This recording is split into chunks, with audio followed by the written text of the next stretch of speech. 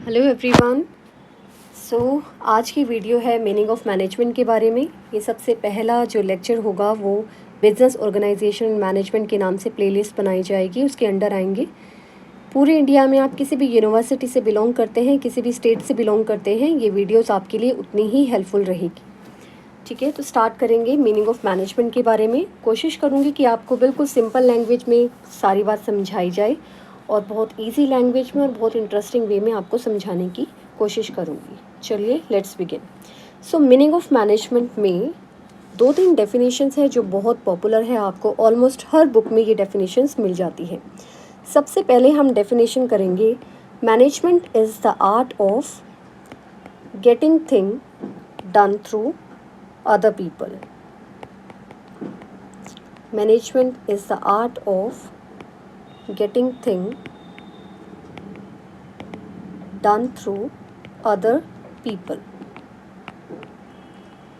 आपने class 12th में भी ये वाली डेफिनेशंस रीड की होगी, और अगर आप कॉलेज में हैं तो वहाँ पे भी सबसे पहला जो मैनेजमेंट का लेक्चर स्टार्ट होता है वो इसी डेफिनेशन से स्टार्ट होता है। तो अब ये डेफिनेशन क्या कहती है कि मैनेजमेंट एक कला है जिसके थ्रू आप दूसरे लोगों से काम कराते हो। मैनेजमेंट का मतलब ये बिल्कुल नहीं है कि आप मैनेजर एक प्रोडक्ट बेचने जाएगा या फिर उसकी मार्केटिंग करने लगेगा, बल्कि मैनेजमेंट का मतलब क्या है, when manager manages other people that he is having a capability to get the thing done through others. दूसरों से काम करवाना सबसे बहुत ही मुश्किल काम है एक, जो मैनेजमेंट में सबसे ज़्यादा उसको तवज्जो दी जाती है। ये जो डेफिनेशन है ये काफ़ी पॉपुलर है, इसके काफ़ी सारे रीजंस है कि ये पॉपुलर इतनी क्यों है। सबसे पहले ये डेफिनेशन इजी टू अंडरस्टैंड है, this definition is easy to understand.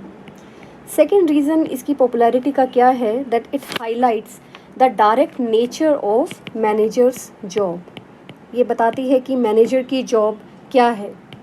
एक मैनेजर का काम चीज़ें बनाना नहीं है, एक मैनेजर का काम चीज़ें बेचना नहीं है, बल्कि उसका काम है कि दूसरे लोगों से वो किस तरह से काम कराएगा। तीसरी चीज़ जो ये डेफिनेशन रिवील करती है, that manager is the leader of people.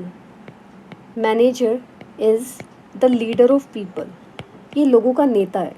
ठीक है, तो उसका काम लीड करना है, उसका काम है लोगों से काम करवाना।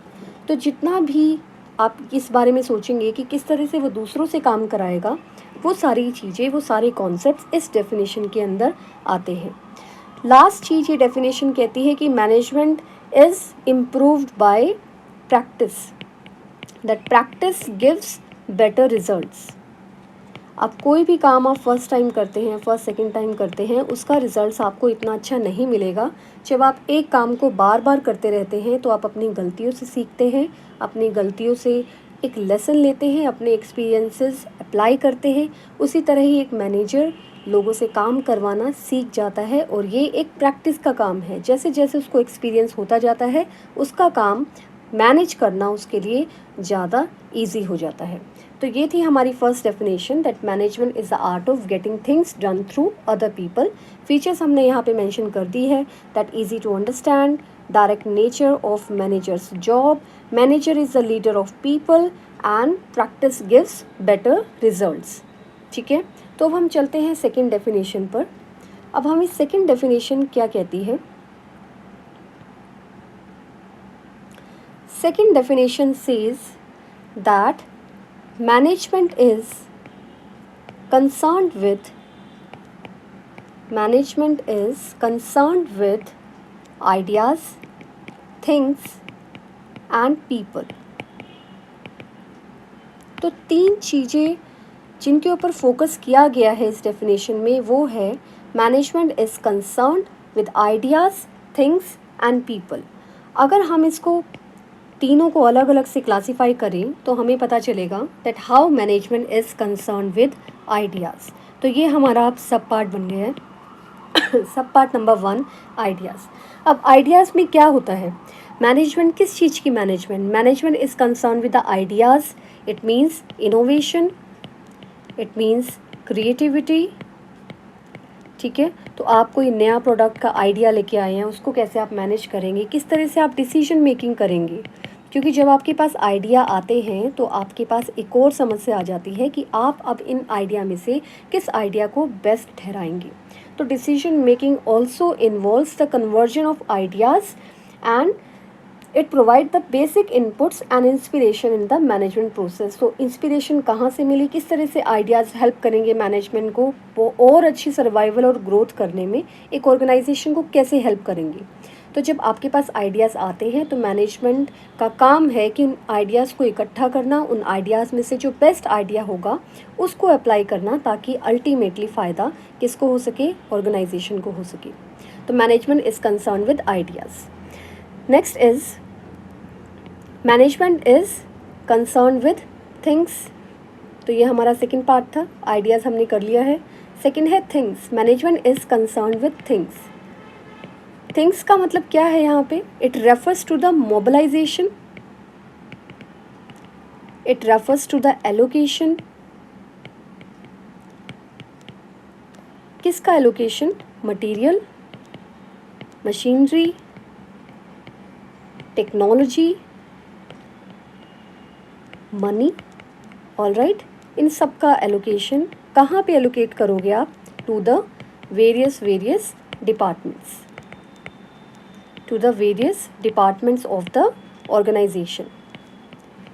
तो एक मैनेजर का क्या काम है? एक मैनेजर का काम है कि वो जितने भी फाइनेंशियल रिसोर्सेज है, फिज़िकल रिसोर्सेज है, जो चीज़ें हैं जिनके बेसिस पर आप अपनी ऑर्गेनाइजेशन का को सर्वाइवल में लाते हो, काम करते हो, जिसके थ्रू आप उनका एलोकेशन कैसे करोगे। क्या किसी एक डिपार्टमेंट को उसकी ज़्यादा ज़रूरत है, किसी दूसरे डिपार्टमेंट को कम ज़रूरत है, तो आप क्या करोगे? इन सारी फैसिलिटीज़ को कन्वर्ट करोगे रिजल्ट्स और परफॉर्मेंस में। आप क्या चाहते हो? आप ये चाहते हो कि जितना भी आपने रिसोर्सेज यूज़ की, ये सारे क्या चीज़ है? ये है रिसोर्सेज, ये सारे हैं रिसोर्सेज। रिसोर्सेज को आप कन्वर्ट करोगे efficiently and effectively, efficiently and effectively. आप इनको इफ़ेक्टिवली एंड एफिशिएंटली कन्वर्ट करोगे आउटपुट में। ठीक है, तो हमने सुना है ना that input is converted into output efficiently and effectively. इसका मतलब कि कम से कम रिसोर्सेज जब यूज़ करती है ऑर्गेनाइजेशन और उसका ज़्यादा से ज़्यादा फ़ायदा उठाती है, तो वहाँ हम कहते हैं management is concern with the things. Things का मतलब जितने भी रिसोर्सेज ऑर्गेनाइजेशन में, चाहे वो मटेरियल हो, चाहे वो मशीनरी हो, चाहे वो लेबर हो। थिंग्स की बात करें तो लेबर नहीं आएगी इसमें, मैन पावर को हम इसमें नहीं लेंगे। जो जो चीज़ें हैं, टेक्नोलॉजी है, फाइनेंस है, मनी रिलेटेड कुछ फैसिलिटीज़ हैं, उनको कन्वर्ट करेंगे आउटपुट में, और इसमें कम से कम समय लगना चाहिए और कम से कम फाइनेंशियल रिसोर्सेज यूज़ होने चाहिए। तब आप कहेंगे कि आपने ऑर्गेनाइजेशन में अच्छे से सब कुछ मैनेज किया है। इस डेफिनेशन के अकॉर्डिंग तीसरी चीज़ जो आपको देखनी है वो है management is concern with ideas, things and people. यानी कि तीसरा चीज़ आपको क्या करना है? To manage people. ठीक है, तो ये क्या कह रही है कि पीपल कौन? पीपल का मतलब क्या है कि जो लोग आपके ऑर्गेनाइजेशन से जुड़े हुए हैं, आप उन्हें किस तरह से मैनेज करते हो। मैनेज करने से पहले तो आपको उन्हें प्रोक्योर करना पड़ेगा। प्रोक्योर का मतलब आपको अपनी ऑर्गेनाइजेशन में उन्हें रखना पड़ेगा। ठीक है, इंटरव्यू प्रोसेस से या किसी भी प्रोसेस से आपको प्रोक्योर करना पड़ेगा। फिर आप उन्हें डेवलप करोगे, ट्रेनिंग दोगे। ठीक है, अपने ह्यूमन पावर को आप मेंटेन रखोगे, प्रॉपर नॉलेज दोगे, डेवलपमेंट प्रोग्राम करवाओगे उनके लिए। ठीक है, अच्छे से उन्हें कॉम्पनसेशन दोगे ताकि वो आपके साथ जुड़े रहे। आप उनके साथ अपने रिलेशनशिप बहुत अच्छे रखोगे, हारमोनियस रिलेशनशिप। तो now management is concern with people. Ultimately काम तो आपको लोगों से लेना है, तो आप लोगों के प्रति किस तरह से व्यवहार करते हो, उन्हें अपनी ऑर्गेनाइजेशन में लंबे से लंबे जुड़े रहने तक किस तरह से इंस्पायर कर सकते हो। Management is concern with this thing. तो अगर आप देखें तीनों सेकंड डेफिनेशन के अंदर जो तीनों चीज़ें हैं, आइडियाज़, थिंग्स एंड पीपल, ये अपने आप में एक बहुत कंप्लीट डेफिनेशन है। क्रिएटिविटी, इनोवेशन को आप कैसे लेके आओगे, फिजिकल रिसोर्सेज को आप कैसे यूज़ करोगे और ह्यूमन रिसोर्सेज को अपने साथ कैसे डिप्लॉय करोगे, ये डेफिनेशन आपको ये बताती है। ठीक है, तो इसका फुल फ्लेज आंसर आप इस तरह से लिख पाओगे। I hope it is very much clear. Last जो डेफिनेशन है हमारी वो ये कहती है that this is definition number 3, that management is the effective utilization of human and material resources to achieve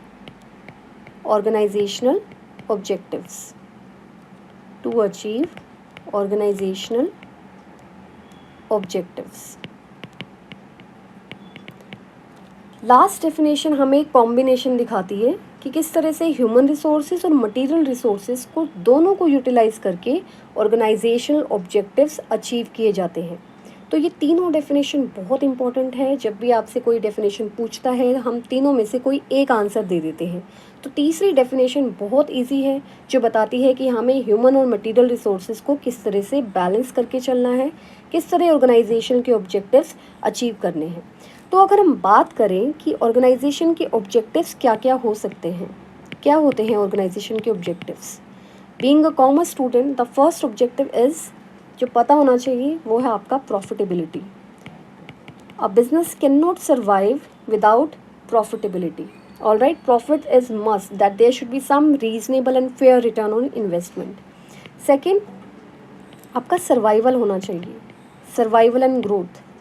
इतने आपके पैसे बनने चाहिए, इतना आप मनी मेकिंग कर लो कि आप आराम से सर्वाइव कर पाओ, क्योंकि इनिशियल ईयर्स में ज़रूरी नहीं है कि आपके प्रॉफिट्स भी बने। All right, then safety of investment, आपका पैसा सेफ रहना चाहिए, जहाँ जहाँ भी आपने लगाया है आपकी इन्वेस्टमेंट सेफ रहनी चाहिए।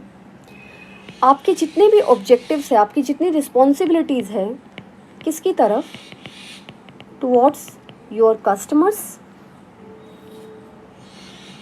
अपने कस्टमर्स के प्रति, towards your suppliers, towards your society, towards your employees, towards the government.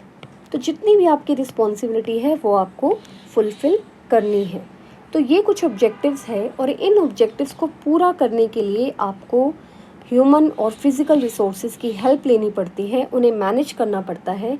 ये है आपका management is the effective utilisation of material as well as human resources together to achieve organisational objectives. I hope it's easy to understand now and you can write it by your own. Alright, so these three definitions are the gist of management. All of the management lectures, all of the management book started with these definition only.